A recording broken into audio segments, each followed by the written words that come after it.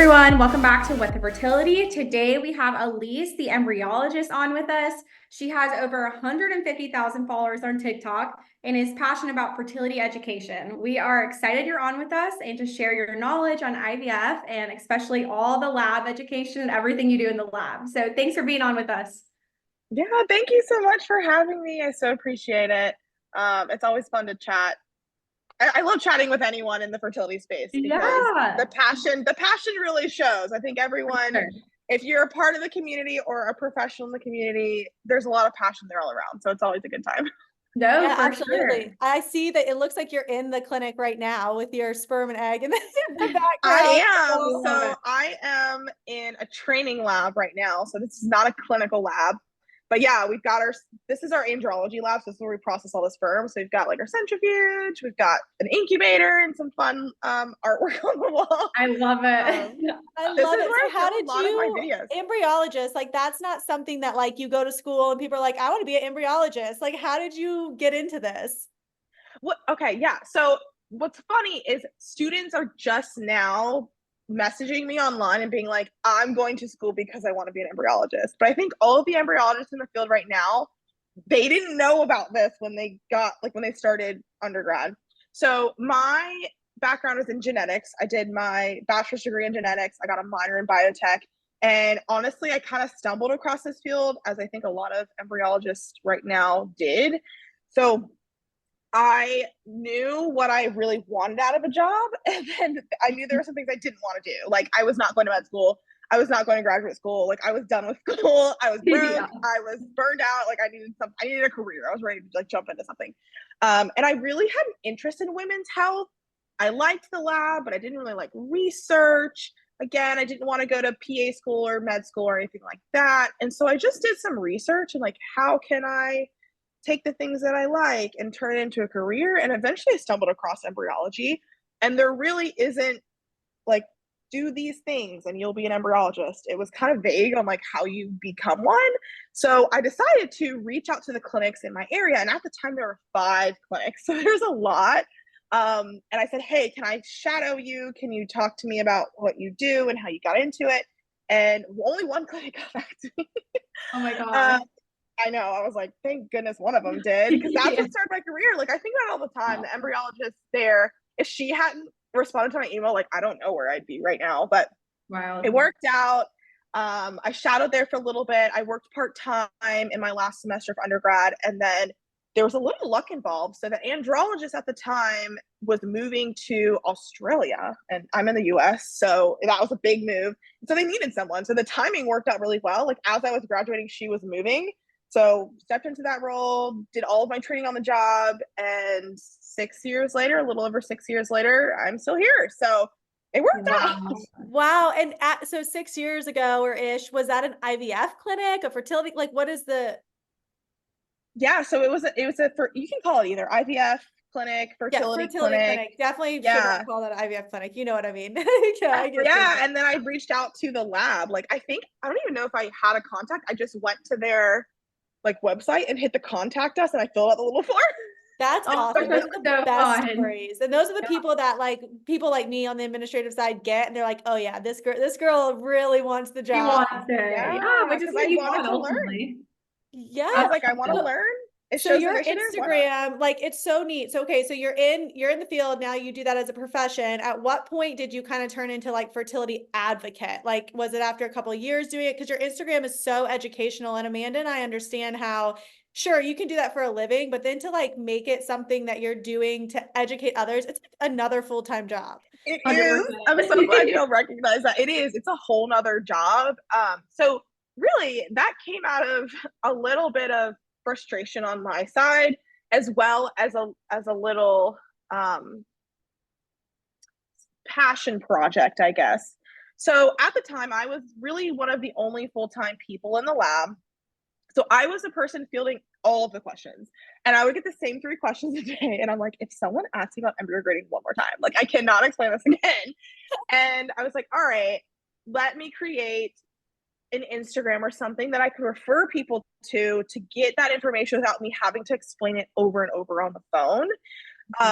The other thing that I was really felt like I was missing in my career is I really enjoyed teaching. So in undergrad, I was a TA. I tutored. I really enjoyed that, and I actually considered the first year after I graduated, when I was already in this field, I was like, do I really want to do this? I considered teaching high school biology. I actually went back and shadowed my high school biology teacher and was like, this is not for me. I know, high Like, school biology hi. teacher versus your TikTok and Instagram do not, very different. Yeah, I was like, this is not gonna work. So but I still wanted some way to educate people. Like I really enjoyed explaining things. I think I do a pretty good job of explaining complex topics. So I wanted a way to do that. And so Instagram and TikTok was the way to, kill two birds with one stone. I could educate patients and get a little, value from it since I enjoyed teaching. So that was really where it came out of. And I had the idea for months before I actually jumped on. And at the time, I didn't know anyone else who was on Instagram who was an embryologist. Once I got started, there were a couple before me, but none of them had really shown behind the scenes like I had. Like I wanted to show people what we were doing. So it's really cool to see how many have now joined and how many physicians and nurse practitioners and other laboratory staff have now jumped on Instagram, because it's a really great way to educate patients.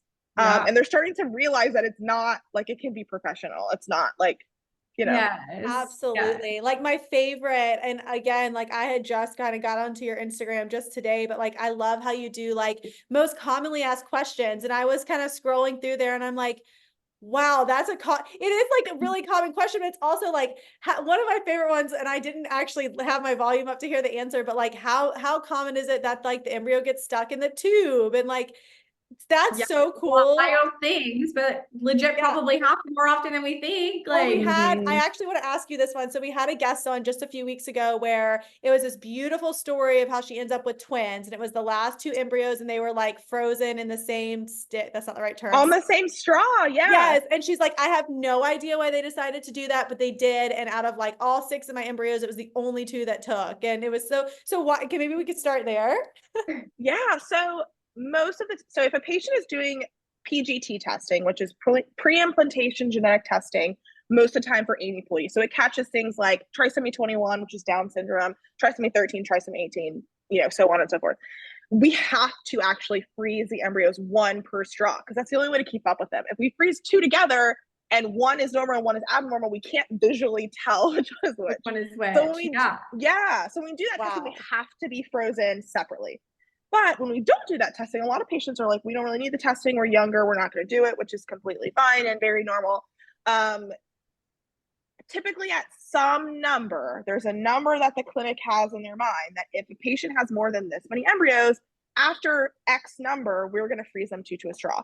Because the thought is, if a patient has 10 embryos, after transfer number 4 or 5 that they haven't gotten pregnant, we're going to automatically start transferring more than 1. So they kind of freeze 2 to a straw, because if the patient gets to that many transfers, then they're eligible for a second embryo, because there are guidelines in place on like who is a good candidate for two embryos. So typically a clinic like has a number in mind. It also creates a little less work for like, it's a little more efficient for us to freeze them. That was the best answer ever. I just learned so much. And I bet Erin, our guest, I'm going to make sure she listens to that, because she's always wondering. And if she ever has a question, like I am very communicative on DMs. Like I will answer DMs. I'm very active on DMs. So if anyone sends me a question, I will answer it. The only thing I cannot answer is I cannot give direct medical advice. So I can talk on a broad scale, meaning typically patients in X situation, this is what happens. I can't say, Amanda, this is what you should do. Like I can't do that. And I also will not grade embryos via DM, because from a picture is not like going to be enough for me. There's like a lot of lawsuit legal issue there doing that anyway. Yeah. So I'm usually like, here's some basics. I can give you some general education, but always take it back to your physician is like kind of my disclaimer. I love that. So you say basics, like what would be basics for our guests that are listening? They're going to do IVF for the first time, or even like in Amanda's shoes for the second time, maybe my shoes for the second time. But like, what are some basics from an embryologist that you would just kind of educate like a typical IVF patient? Yeah. So really before we even get there, I love when patients ask me, or future patients, I guess they're not patients at this point, I'm ready to go see a fertility specialist. How do I know it's a good specialist? And what should I consider when I'm looking for an IVF lab? Because a lot of people do a lot of research on the physician and they don't look at all at the lab. And I do think that is a mistake because the lab is so, so important if you are going to get into IVF, that the two really need to be considered together. You really don't want to have a great physician with a horrible lab. You don't want to have a really great lab with a not so great physician. So they really need to be working together. The other thing is you're spending so much money and it's all going to the lab. All the reason why IVF is so expensive is because the lab is so expensive to run. So that is very important to keep in mind. So I love when people are like, hey, what should I look for when I am choosing a lab, choosing a clinic? I actually created a guide. It's a free guide. It's on my website. I can always send you guys the link if you want to share it. On these are the things you should think about before you have your initial consultation. These are some things that you should ask about. If this is something that you value, at the end of the day, it's all what you value. Do you want to have your hand held, or have you done 3 cycles and you want someone who knows specifically about this endometriosis or PCOS or recurrent pregnancy loss? All of those things, it ends up coming down to, what do you value? I'm willing to spend a little bit more money because I want to be able to see my physician every single visit. Or, I'm 25 and just going to freeze my eggs. So as long as I can do egg vit, the rest is fine. I'm okay if it's a little bit more factory like, because I'm getting in and getting out. So all of those things I think are very important. And I talk a lot about that in the guide. And I'm very specific about the lab because there are so many, obviously that's where I'm at. So I'm very specific about what you should look for when you're looking for a lab. Amazing. We will add that to the show notes and I'm going to go read it after we finish recording. Yeah, it's a good one. Because there's accreditations you need to think about. Like when I mentioned egg vit, like if you're there are some clinics and labs who vit eggs, freeze eggs. It's a term, it's actually called vitrification, but freeze is the simple term. That do egg vits all day long. All day, they freeze them every day, they thaw them every day. And there are some labs who do 2 cases a year. And egg vit is so delicate that I would want to make sure whatever lab that I went to doesn't do egg vits twice a year. I want to go somewhere who does egg vits all the time and has good survival rates for egg vit. So I get very specific on that. So that's kind of the first question that if someone's really early in the journey, they're going to ask me. I occasionally get questions about meds, which is not something that I know a lot about. So I'm usually like, that's a question for a nurse. I don't know a lot about meds. I know very little. I know the basics. I get a lot of questions about egg quality, sperm quality. The other one is deciding to do PGT. How do I decide if PGT is right for me? Which again is the genetic testing of embryos. I get breakdowns on embryo grading. Like, can you explain it to me? And I usually just send them the video because I've explained it on video a couple of times. Little things like that. Every so often I'll have someone say, I've done, they give me a little bit of information about their story and, this is what the physician is recommending. What have you seen in your experience? Or this weird thing happened with my cycle. Is this normal? Or what did you guys see in the lab? Like, what do you guys see in the lab?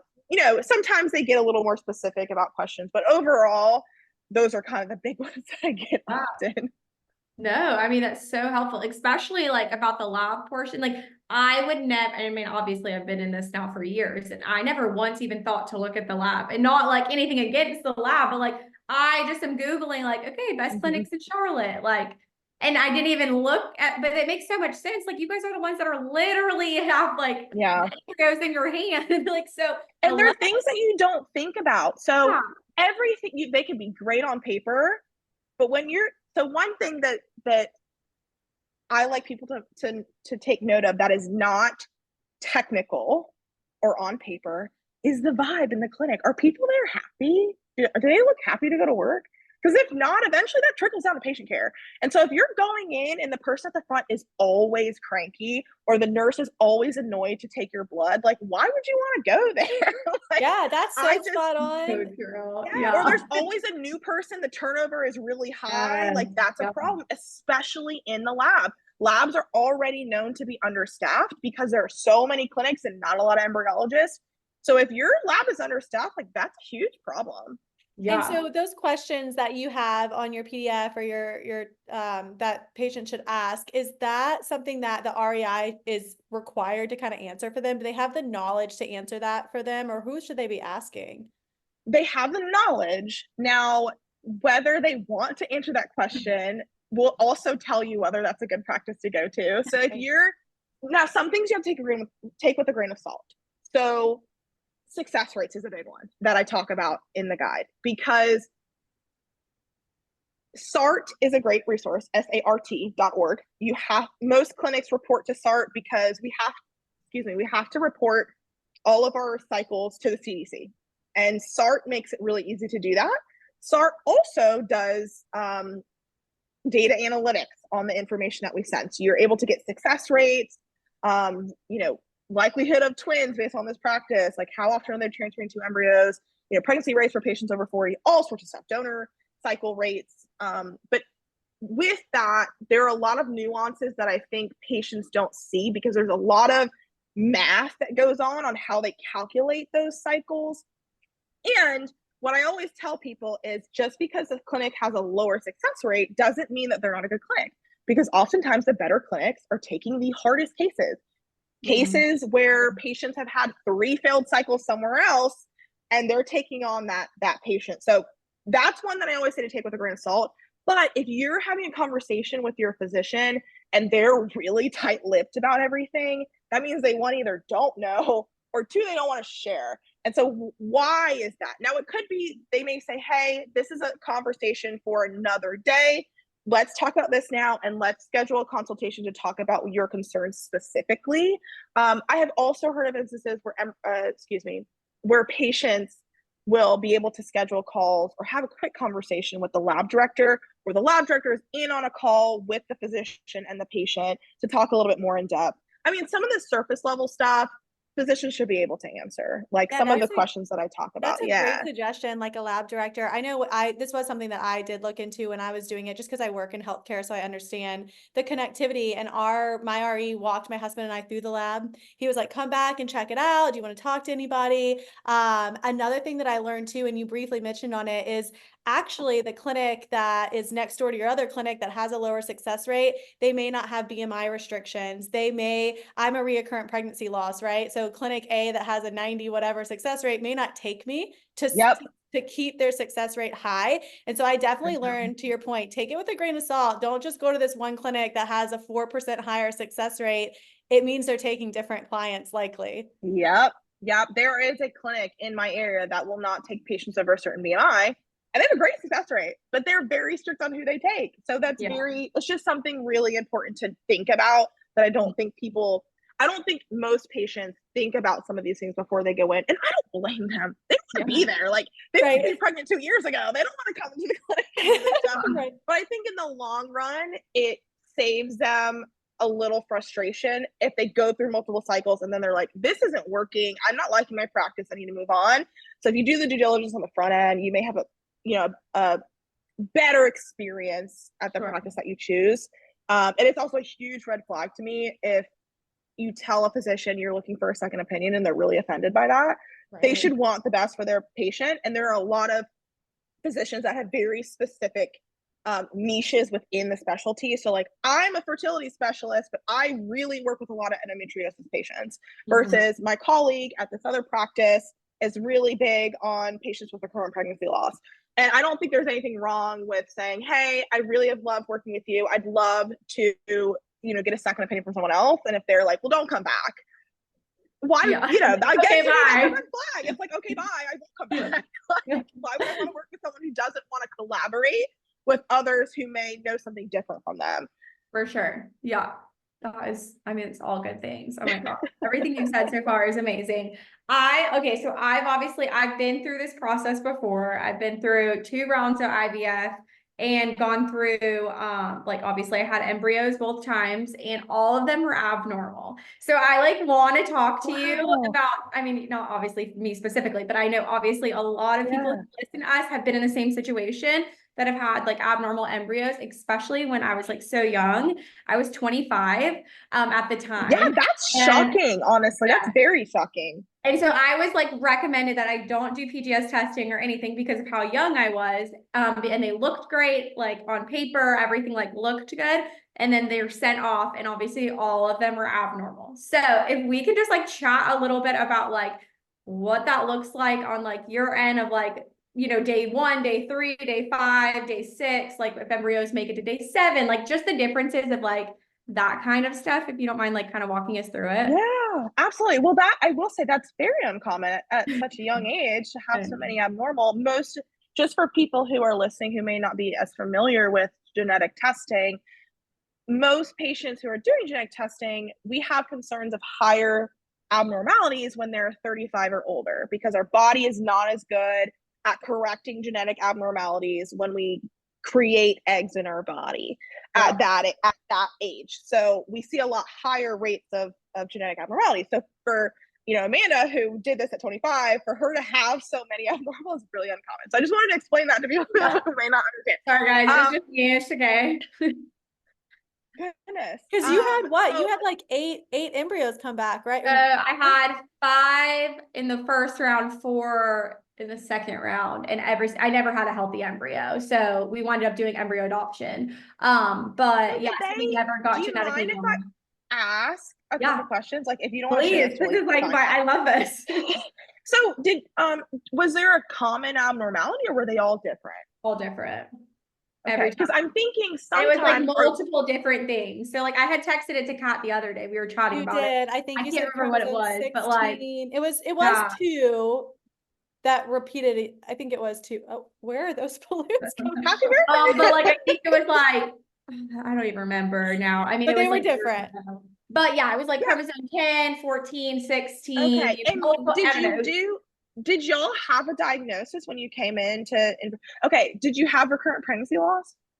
No, okay. The reason I ask is because if you had recurrent pregnancy loss and you were seeing the same genetic abnormalities or similar genetic abnormalities, and they were all coming back normal, I would be like, did you do karyotyping? Because maybe you're balanced translocation. Girl, you don't even know what you're something. Literally, Kat, this is like this is literally she is just going through this right now. It's insane. Me next. Have you been like reading my Instagrams? Yes, exactly. Balanced translocation inversion. Yeah. No, so it took me a year to get, so we tried for a year. After a year, I wound up getting pregnant naturally, and then I had a miscarriage. And then from there, we went to the fertility clinic, and then I went through all the rounds or whatever. And then we always got, every single time they were abnormal. And so it just is unexplained infertility. And my AMH is super low, like 0.01, like very low at 25. No, that is very low. Well, Kat sounds like Kat has a whole other thing. I mean, like we're chat after a therapy session, and we're gonna make sure it's beneficial for our listeners. Okay, so Amanda, we're walking through what grading embryos. Yes. Okay. We'll start with Amanda, then we can get on those because that's the first thing I thought of was like, what were the like abnormalities? Is your partners around the same age? Yeah. Okay. Because if you had a partner that was like 60, and I've seen it happen, but if you had a partner who was much older, I would be concerned maybe there's a sperm. The sperm quality is not, genetically not of good quality, and that was contributing to the. We're both the same age, and we both like came back genetically completely like normal. Okay, like yeah, no, off the top of my head, I can't think of anything. So we'll talk about like the steps of what we look at eggs. Not that I'm not a physician, so I'm definitely not someone who could like diagnose anything, but we can talk about like what it looks like in the lab when we go through these things. So insemination day is day 0. It's actually not day 1. So the day that you have your retrieval is day 0. That's the day that we take eggs out of the body and we get sperm and we put them together either through conventional insemination or through ICSI, which is intracytoplasmic sperm injection, where we inject one sperm directly into the egg. We know it gets in there. Day 1 is the day we check for fertilization. And on that day, we typically do a fertilization check in the morning. It's usually the first thing that we do. We are looking for 2 pronuclei in the egg. So that is 1 from the egg and 1 from the sperm. And that tells us that fertilization has happened and it's normal. Sometimes you can get a 1PN, you can get a 3PN. That is considered abnormal fertilization. Oftentimes those are still kept. They're just put separately because once those polar bodies, or excuse me, the polar bodies and the pronuclei don't stay around forever. So we have to check them at a specific time because eventually they disappear. So we move them to separate jobs if they're abnormal because sometimes they keep developing and sometimes they make beautiful blasts and normal blasts and they transfer and make babies. Now day 1 is complete. They're in the incubator. Some labs will do a day 3 check. That is when we are looking for cleavage of the embryos. On day 3, we were looking for embryos that have between 6 and 10 cells that have low fragmentation. So as embryos develop, the cells split. And sometimes if there's abnormal DNA, the cells will spit out little bits of cells. So like real tiny little fragmentations because the cell's like, this DNA is not right. I'm going to spit it out. We don't want to see a lot of that because that means something is wrong. We also don't want to see too few or too many cells because again, that means things are dividing way too fast or they're dividing way too slow and it's likely another genetic abnormality. We can't gain too much information from day 3 because a lot can change between day 3 and day 5, which is why some clinics decide we're not going to check on day 3. We're going to see what happens on day 5 because day 3, there's can be a lot of things that change between day 3 and day 5. So now, dead of day 3 check, we're on day 5. This is when we expect to see blastocysts where we can determine really where we can decipher between an ICM and a trophectoderm. The ICM stands for inner cell mass. That's what will become the baby. And the trophectoderm, which are the cells around that little clump of cells, is what will become the placenta. And this is a question that I get a lot. They're like, I didn't have any day 5 embryos. And I'm like, I promise you it's okay. Yes. So my clinic, this is what I was gonna say, they actually didn't do a day 5 update. And I was like, give me my update. And they're like, lady, you got to wait till we don't do it day 5. We're going to tell you on day 6. Yeah, some will just wait till the end of the cycle to give you an update because so many things change. But there was a study that I read that said only about 30 to 40% of patients have day 5 blastocysts, but something like 80% of patients have day 6 blastocysts.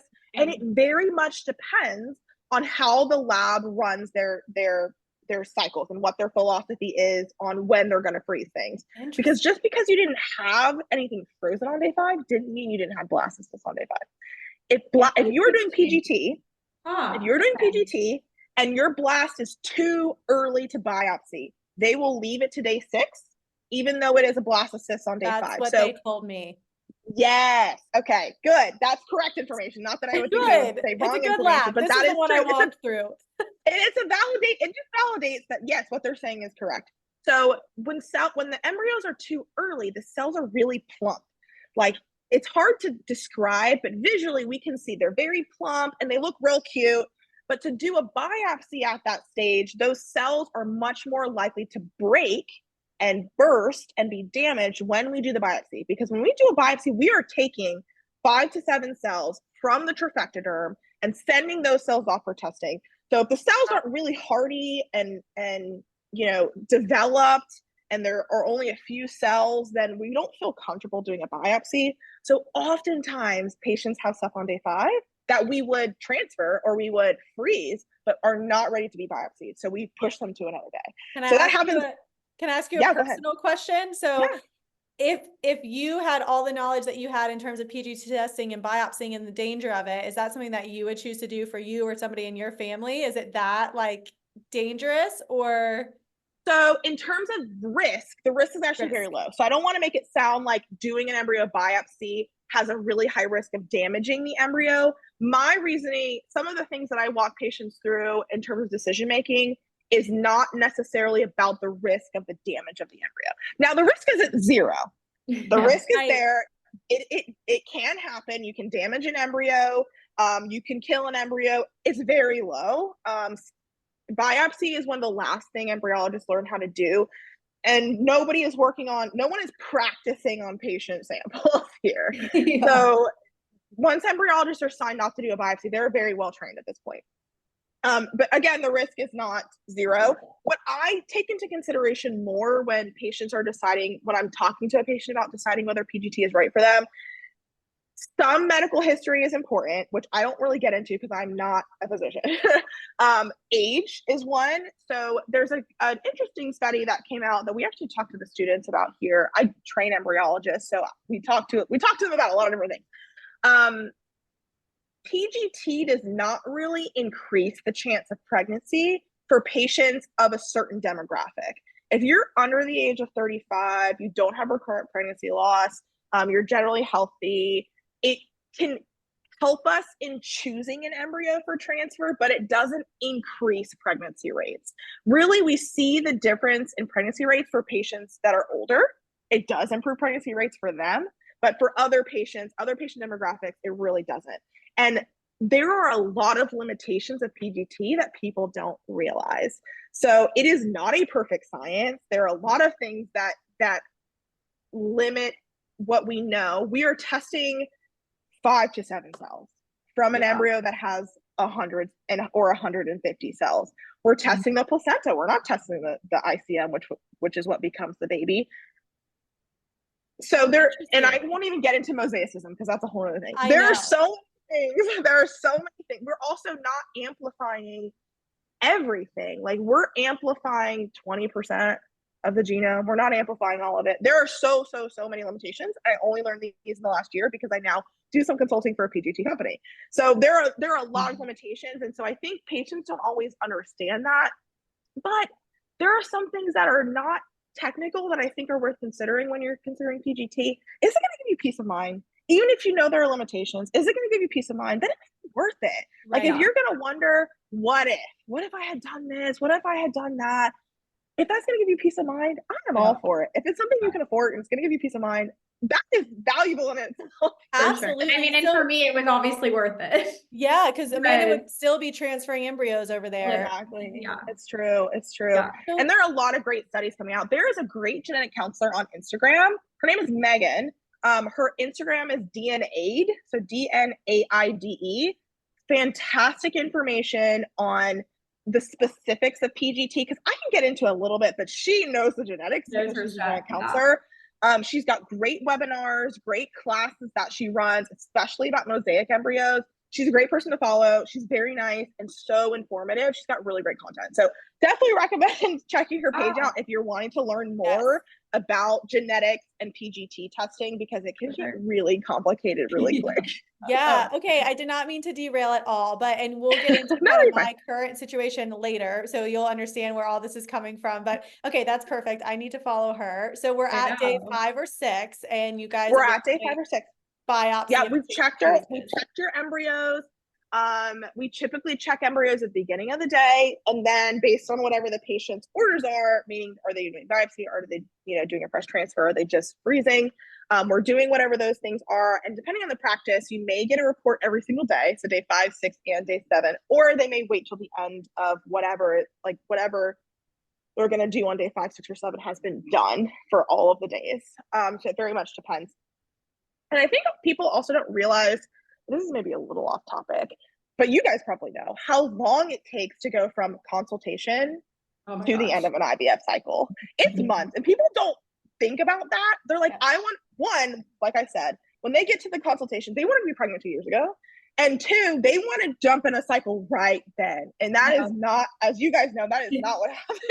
Yeah, so true. Oh my gosh. Yeah. Yeah. So the wait, I just know that I've heard patients tell me the wait, it's not just the 2-week wait. It's the wait for HSG results. It's a wait for a semen analysis result. It's a wait to know how many eggs that you got at retrieval. It's a wait to know how many fertilized and how many made it to blast, and then the PGT report, and then waiting to hear if your lining is good for egg. It's so much waiting. It's constant. Yeah. Amanda's in it right now, if you didn't know. Yeah. Yes, I am in the wait right now. So it freaking is so annoying, and it got pushed even more, and it sucks. Like, the waiting is terrible. Like, and it's for everything. Like you said, it's not just the 2-week wait or whatever. It's the whole time. Yeah, it's so annoying. So I just mentioned that to say that, like, I know it sucks when your clinic doesn't give you results until the last day of the embryos in the lab. Like, waiting for day 7 report it's so frustrating. But they do that. They may do that for a variety of reasons. They may want to make sure that you have it all at one time so that you can have an informed conversation with your doctor. Most of the time it's because they're, they know you're going to schedule a consult at some point. So it's very, I go back and forth on those things, on how to tell patients, because we're not gonna be able to please everyone, and we're talking to so many people. So, I mean, I'd love y'all's thoughts on this. So this is what I've talked about recently at one of the practices that I go to, getting bad news. So when you get bad news from the lab, there's a couple ways that we've done this before. So at one of the clinics I go to, we as embryologists do not give patients bad news. We tell the physician, and the physician makes a phone call. But then we've had patients say, I know when the physician calls me that it's bad news. So they're already upset before they even talk to the physician. Or they know that we typically send out reports at X time. If they haven't gotten one, that means they're waiting for a phone call from the physician and they know something is wrong. I've also done it the other way, where we give the patient bad news and tell them that the physician's going to be giving them a call. But then they're waiting on pins and needles. They got the results. They know they're not good. And they're waiting to hear from the physician because we give them a report at X time and the physician doesn't call to the end of the day. So I've been at clinics that do both. And there are both people that are unhappy with both.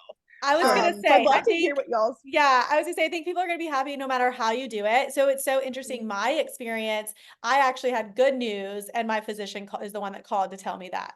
So like, it's totally opposite, right? And I think, and then Amanda, didn't you get like an actual email every day? So yeah, I got like updates. Well, I got calls from the embryologist, and the embryologist is the one who called me to tell me that it was bad. And I didn't talk to my physician at all until like a week later to like schedule like next steps. So the embryologist is the one who told me. And like, I think I liked that better because I feel like you're the person that's like actually with the embryo. So I felt like I could ask more questions, like specifically about like the embryos. I don't know. Yeah. So my I feedback. heard some patients say that, but then I've talked on the phone with them and they're not they're like a little in shock, which I totally understand. Yeah. And they're thinking, okay, what are next steps? They're not really thinking, because I can't give them next steps because I don't know enough about the clinical side to do that. So I've had it both ways, where some people like that because they can ask questions, but if they haven't gotten the report beforehand, they don't know what questions to ask. They're a little bit in shock. Right. So I don't know. I bet if I figured out a better way to do this, I'd be a billionaire, because none of it is fun. Honestly, you just need all three. You need to pay if you're the physician and the embryologist every time, but who has time? DM us what your preference is and we'll share it with please do. Please do. Because I've had this conversation with so many physicians and lab directors and lab, management staff. I'm like, how are we going to deliver this in a way that is educational and not triggering for someone? Because like, if you are one who always gets a phone call when something's bad, every time you see that pop up on your phone, you know something is wrong. And like, I know that has to be really hard. So it's not an easy thing to do. That's actually something we teach the students, is I play the patient. And I'm like, you're going to tell me my FERT report right now. And I give them all sorts of scenarios. The one that always trips them up. Which one? Not answering the phone when you have to leave a voicemail. Oh, do you so sometimes tell them on voicemail or no? No, we cannot give results over voicemail. Oh, okay. Yeah. But it always catches them off guard. They're like, ring, ring, ring, ring. And I'm just like, you've been sent to so-and-so's voicemail. They're not available. And they're always like, oh wait, this is so, and I'm like, okay. Like, call me back. Okay, bye. Also try to, I just love that you guys do this training. And I heard you earlier say like, well, they're not doing biopsies on like patients. And I just don't think that. I'm like, oh my gosh, of course they do training before. That's great. Yeah, you did. We actually train on mouse embryos.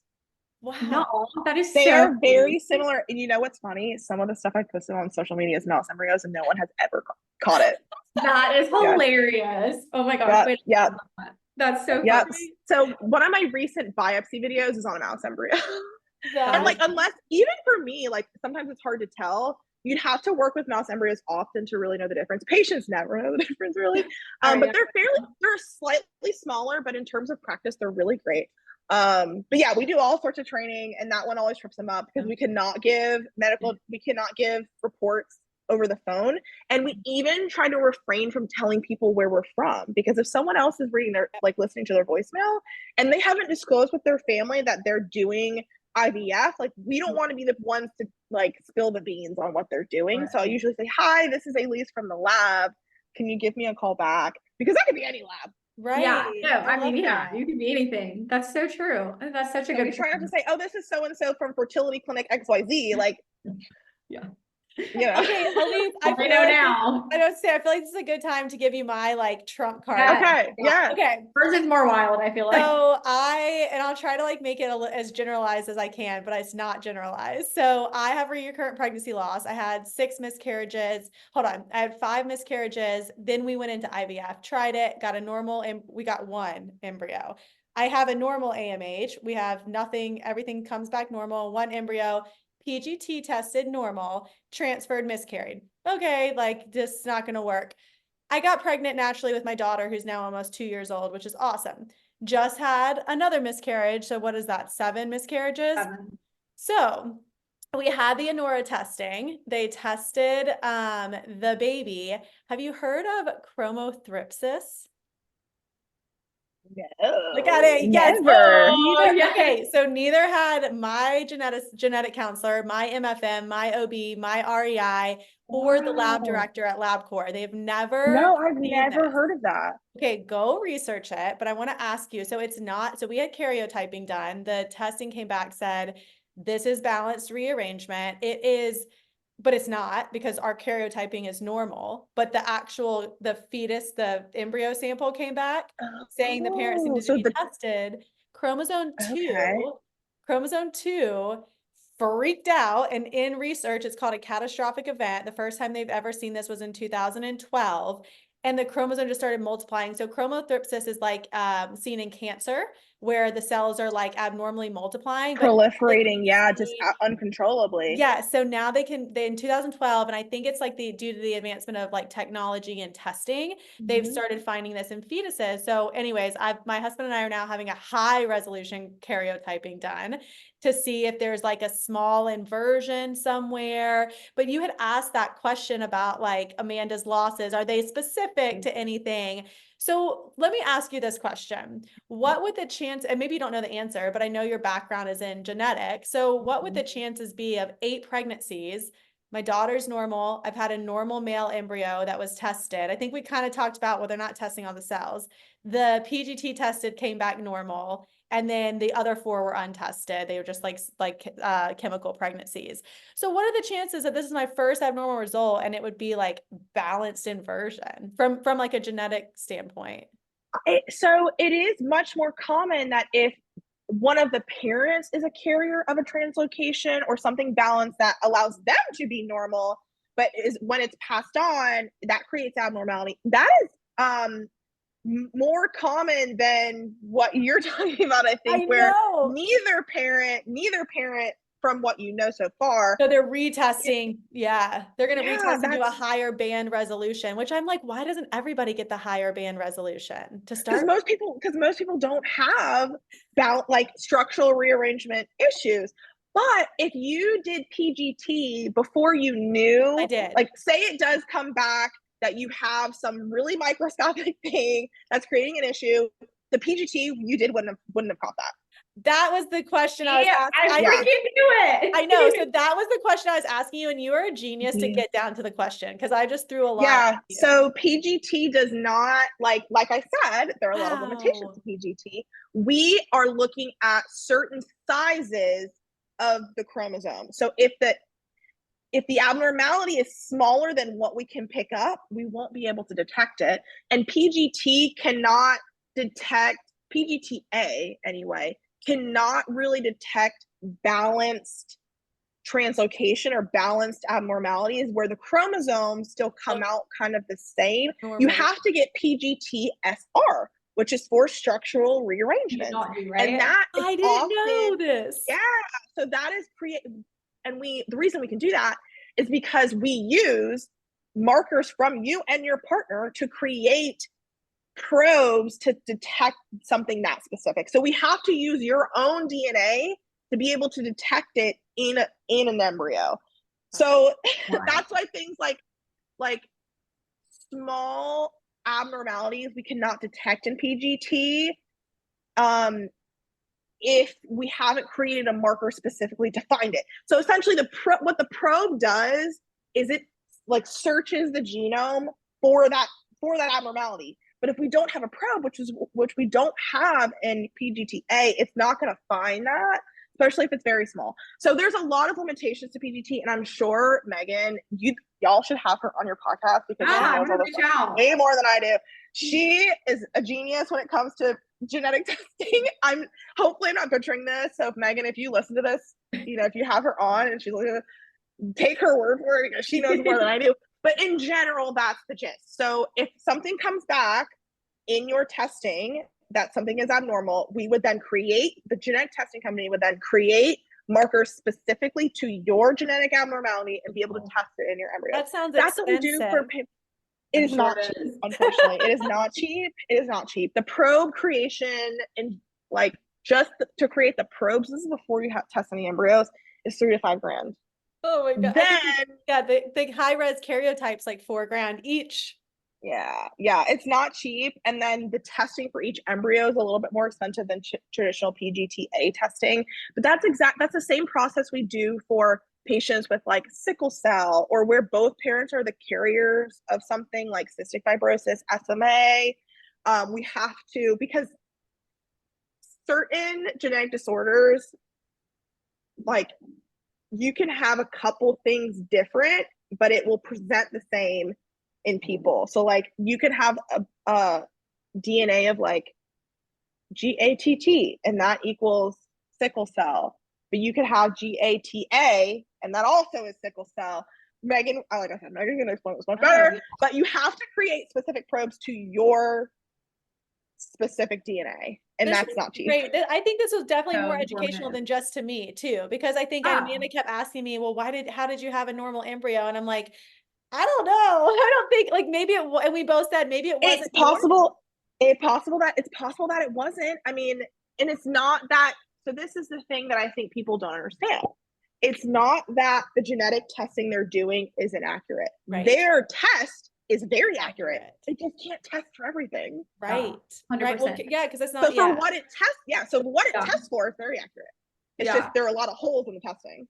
For sure. Okay, which is I also did, and I think most people wind up doing this too, is then getting like the blood work done when you're pregnant to make sure that there's nothing wrong at that point or nothing comes up, because it can't test, even though genetically it was a healthy embryo, like something could still have been wrong later down the road. Yeah. So, it can, and we haven't even gotten into mosaic, and we don't have to. Megan has a whole workshop on mosaics. I know I keep mentioning her, but she's so awesome. Yeah, for sure. You guys have to have her on. She can explain mosaics like no one else. And if you're doing PGT testing, the chance that you have mosaic is fairly high. It's determining, do I transfer this mosaic? What are the pros and cons? What does it really mean? And are there implications for the baby? Is it going to have any implications? She can talk about all those things and is very good at explaining it. So definitely recommend having her on. She's so great. I know I'm just like hyping her up this whole time, but she is so nice. I've talked to her multiple times. She's really great. And I refer patients to her all the time. This is great because last episode I tried to say the things that you said, and I'm like, I can't like really out of my scope here. So every episode we're getting more and more educated. We're getting closer and closer to like we're getting closer and closer. Okay, so I did want to ask you, so I see on your like website or your like bio thing where you can like people can book like a one-on-one with you. Can you like chat about that a little bit? Yeah, so that is something that I need to refresh the site, only because I hope it still works. Keeping the website, if you guys have a website, it's not easy. Like, it's so much work. Anyway, okay, so yes, people can book one-on-ones with me. Again, I cannot give direct medical advice, but I can, just like we kind of did here, I can talk about in general when someone has a structural rearrangement, this is how it works. I also more recently have been talking to a lot of donor. I know you mentioned that you went the donor embryo route. I've been talking to a lot of donor embryo intended parents to talk about pros and cons of a specific cohort that they're considering. Even after they've decided to accept a certain cohort, we talk about, prioritizing which ones to transfer, talking about embryo grading. A lot of it is me talking about which cohort is better to an extent in terms of these are some things you should consider. So, like, for instance, I have talked to people about embryos that are much older, frozen a longer time ago, but they're really great grades. but they were slow frozen or they were frozen on day 3. And like, what does that mean for what their cycle is going to look like if they decide to accept these embryos? That means there's a higher likelihood that these embryos are not going to survive thawing because they're slow frozen. There's a reason why we don't slow freeze anymore and we do vitrification. They're day 3. So that means the clinic may decide to culture them out to see if they make blasts before they transfer them. That means that you could lose some embryos in the process. So I talk about all of those things with people. It does, again, I am not a physician, so I cannot offer medical advice, but I think it gives patients a baseline of education to be able to ask informed questions, which is really my goal.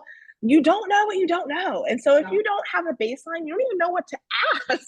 You don't even know how to have a conversation with a physician about these things. So my goal is really to empower people with enough knowledge to advocate for their own care, because no one else will. If you don't, nobody else will. And that is, I get so worked up about that. Me too. Because I just can't imagine. Like, I think we really do patients a disservice when they are spending 30, 40, 50, 100 plus grand on this and they don't even know what they're doing. Like, that is ridiculous to me. So, and while I do think you should trust your physician and trust your lab, and if you're not, then you should go somewhere else. But there is a healthy level of conversation and inquiry into why a physician is suggesting something for you. And I think that's completely fair. And that's another thing, is like, if you're talking to your physician and they like won't even hear your questions or concerns, that to me is also a red flag. For sure. Oh my goodness. You Well, have been amazing. I know you've been so amazing. I've learned so much. I'm about to just go down your TikTok route and your website. If you, I feel like you've left listeners with, patient advocacy, talk about the lab, maybe even book with you, learn a little bit more about what questions to ask. To leave on a fun note, like, what is your favorite thing about your job? Like, going in and day out. There's a lot of things that I really love about my job. My favorite day in the lab is day 5 day to check blasts. Favorite because a lot of the labs I work at do not do a day 3 check. So it's fertilization, and then we also don't know that's so until fun. we check them on day 5. And so when I like, especially for patients who have come through multiple times, or I'm really excited about the results, or they have really good FERT, and I'm like, this patient's gonna have the most beautiful blasts. Like, I love being able to go in on day 5 and be like, look at these. Like, they're just so pretty. Like, I don't even know how to describe it. Like, it's just so rewarding, because you're like, I have seen this patient go through this many things, and now it's one positive thing for them. Like, we made it here. There's a lot of things that can still go wrong, but like, let's take a win for today. Like, they've got beautiful blasts. And then obviously when patients come back with their babies, I mean, that you can't really beat that. Like, I literally made that baby. Like, Isn't I that don't know so how else to say it. cool? I've seen like the I made that hats. baby. I've seen like the hats for embryologists that say like, I was your first babysitter. And I've seen those. That's so cute. I love the joke that I always like to tell people, and I use it all the time, but it's different patients, so I like fake laugh at it, but they always real laugh at it because they haven't heard it before. I always say, like, this is the quietest daycare you'll ever go to. Oh my gosh, it's so true. Because that's really, I mean, we store them. It is. I mean, but I see all the time. I'm like, I have a baby in the freezer that's being babysat. It's fine. Like, okay. And we do. We check on them, make sure the tanks are full and monitored, and like, but it's quiet. It's very peaceful in there. So that's one that always kills at an embryo transfer. I love it. Well, thank you so much for being on with us today. I learned so much. I know, me too. Yeah, thank you for having me. I love this. I mean, if you ever want to have me on again, like, I could just talk with y'all about anything.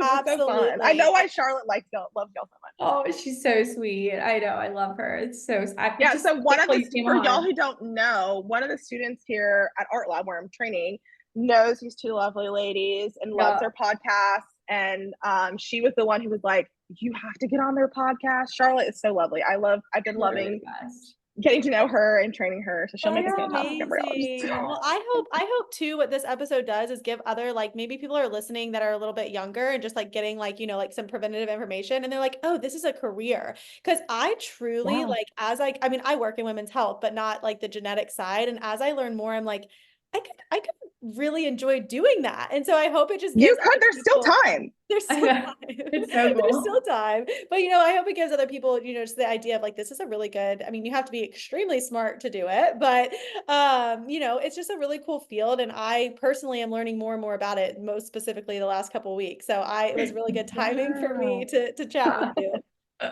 And what's so crazy is, I know we're trying to wrap it up, but I obviously could just keep talking forever. When I started my Instagram, I really was focused on patients, but seeing students come out of the WordWorks and being like, I didn't know this was a field. Like, how do I get into this?